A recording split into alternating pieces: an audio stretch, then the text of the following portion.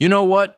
Sometimes the most important military intelligence doesn't come from classified briefings or satellite imagery. Sometimes it comes from exactly this kind of open source reporting about training standards, recruitment practices, and operational management. Because when an army starts sending soldiers to combat with what's being described as the most basic training, that tells you something fundamental about the state of that military organization.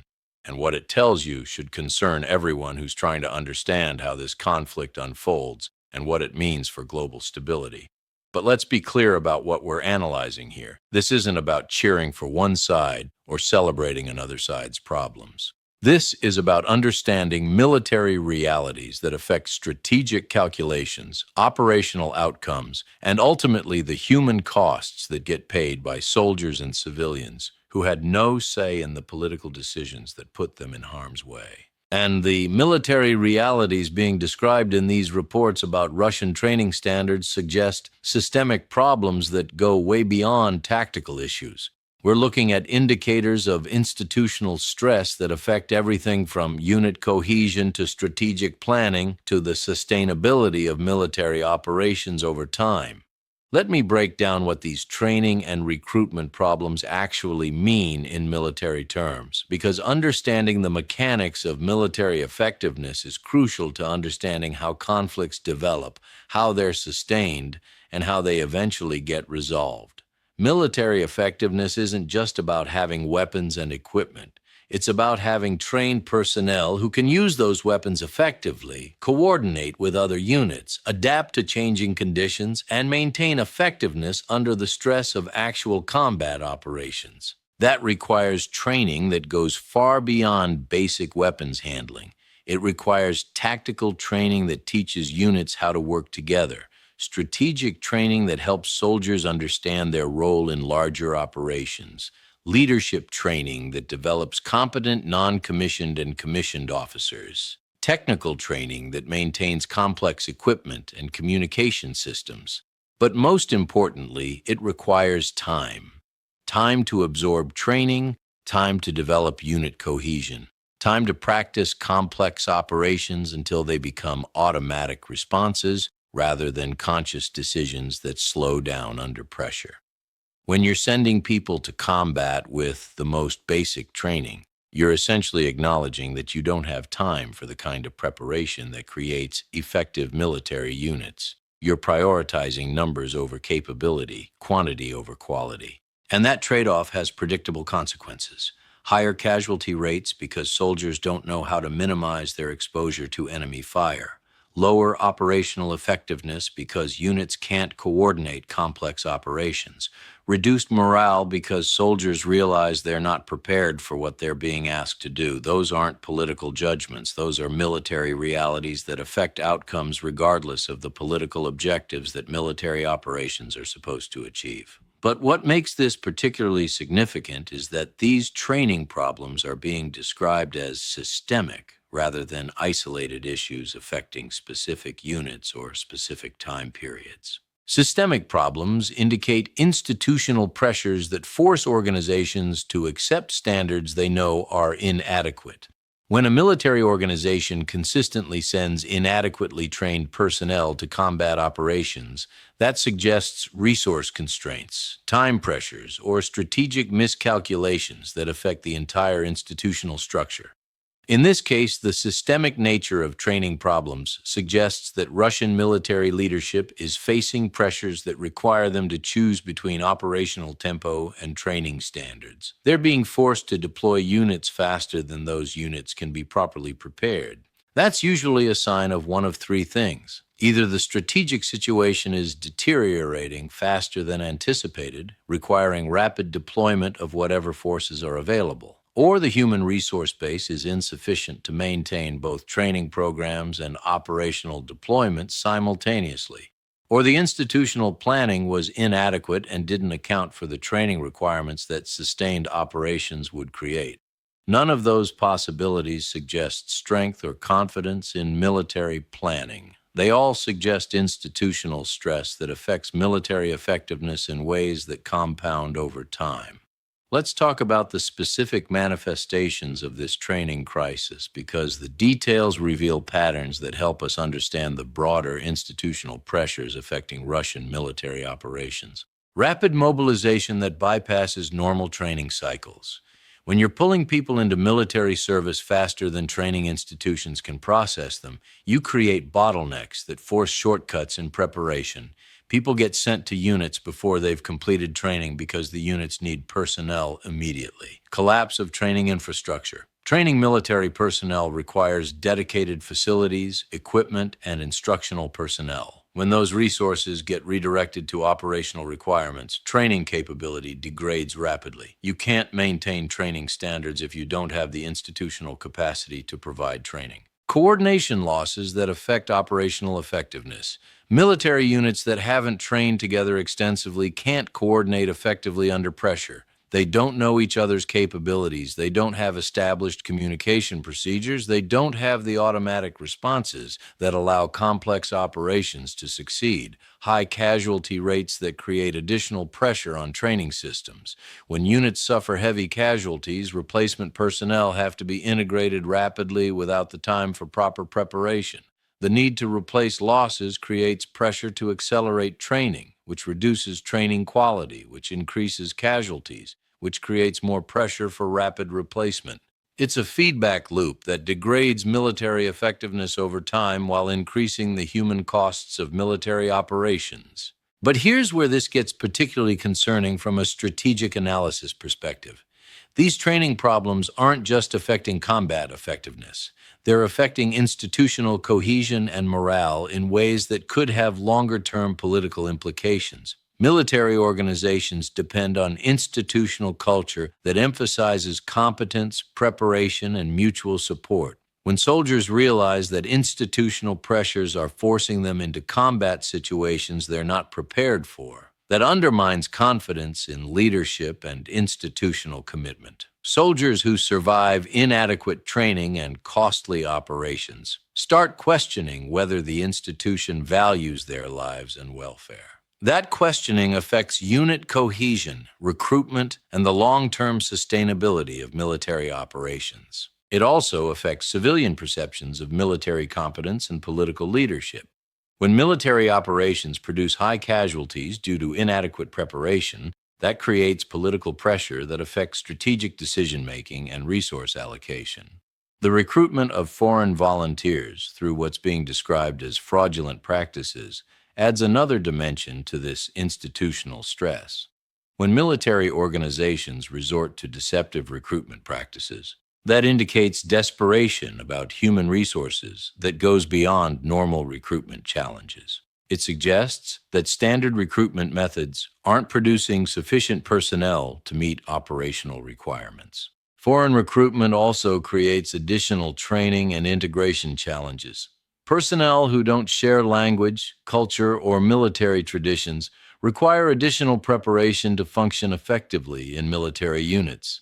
When you're already struggling with training capacity, adding personnel who require additional preparation makes the training crisis worse. But foreign recruitment through fraudulent means also creates legal and political vulnerabilities. International law has specific provisions about mercenary activities and deceptive recruitment practices.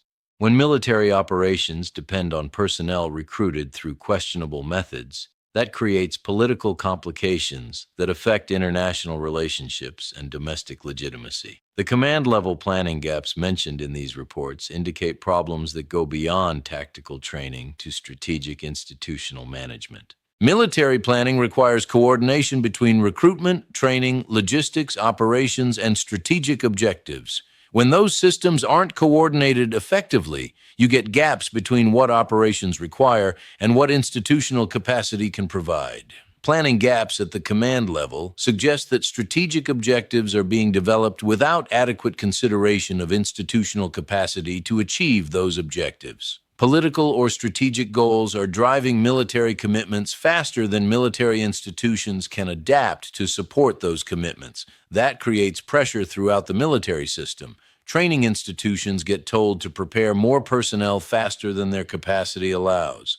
Operational units get told to achieve objectives with inadequate personnel and preparation. Logistics systems get overwhelmed trying to support operations that exceed institutional capacity. The result is degraded performance at every level, from individual soldiers to strategic operations. But let's also consider what this means for the sustainability of Russian military operations over time, because institutional stress of this magnitude affects strategic calculations and long-term outcomes. Military operations that depend on inadequately trained personnel are more expensive in human and material terms than operations conducted with properly prepared forces. Higher casualty rates mean more resources devoted to medical care, more replacement personnel required, more political pressure from families and communities affected by losses. Higher equipment losses due to inadequate training mean more resources devoted to replacement and repair rather than expansion of capabilities. Lower operational effectiveness means objectives take longer to achieve or don't get achieved at all, extending conflicts and increasing costs. Institutional stress affects recruitment and retention in ways that make personnel problems worse over time. When military service becomes associated with inadequate preparation and high casualty rates, voluntary recruitment becomes more difficult and retention of experienced personnel decreases. These are compounding problems that affect military effectiveness in ways that extend far beyond immediate tactical considerations. From a strategic perspective, this suggests that Russian military operations are operating under resource constraints that affect their ability to sustain current operational tempo indefinitely.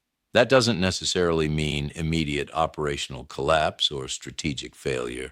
Military institutions can operate under stress for extended periods, especially when political pressure requires continued operations regardless of institutional capacity. But it does suggest vulnerabilities that affect strategic planning and long-term sustainability. Operations that depend on inadequately trained personnel are inherently less reliable and more costly than operations conducted with proper preparation. It also suggests potential opportunities for diplomatic resolution of conflicts before institutional stress creates broader political instability that affects regional and global security. But here's what concerns me most about these developments from a global stability perspective. When military institutions are under severe stress, that affects decision-making in ways that increase risks of miscalculation and escalation. Military leaders who are struggling with institutional capacity problems may be more likely to pursue military solutions that seem quick and decisive rather than accepting longer-term approaches that require sustained institutional commitment.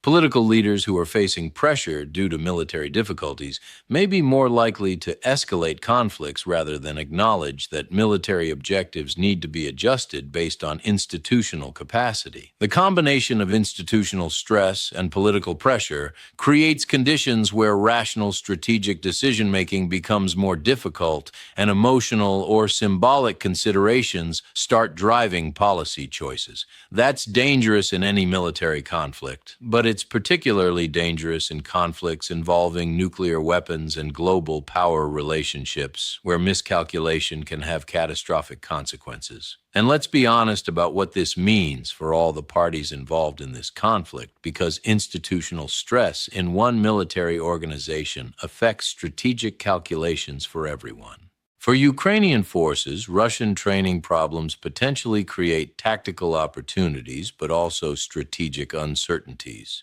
Military operations against inadequately trained opponents may be tactically easier, but politically more complex, if those operations produce high casualty rates that affect domestic and international support. For NATO and European security planning, Russian institutional stress creates opportunities for strategic advantage, but also risks of desperate escalation if Russian leadership concludes that military solutions aren't working and political alternatives are unacceptable. For global security more broadly, institutional stress in major military organizations increases unpredictability in ways that make crisis management more difficult and peaceful, resolution of disputes less likely. But perhaps most importantly, These training and institutional problems remind us that military conflicts ultimately depend on human beings who pay the real costs of political and strategic decisions made by people who aren't directly exposed to those costs. The soldiers being sent to combat with inadequate training aren't responsible for the strategic decisions that created their situation. They're dealing with the consequences of institutional and political failures that affect their survival and welfare. The families and communities dealing with casualties from operations conducted with inadequately prepared personnel are paying costs for strategic objectives that may or may not serve their interests or reflect their preferences. That human dimension gets lost in strategic analysis and political rhetoric. But it's the most important aspect of these developments because it affects real people in ways that extend far beyond military and political calculations. Understanding institutional stress in military organizations helps us understand strategic dynamics and conflict trajectories. But it should also remind us that those dynamics and trajectories ultimately depend on human costs that someone has to pay regardless of whether strategic objectives get achieved. And when institutional stress forces military organizations to accept human costs that could be reduced through better preparation and planning, that represents failures of institutional leadership that affect everyone involved in conflicts regardless of their political preferences or strategic positions.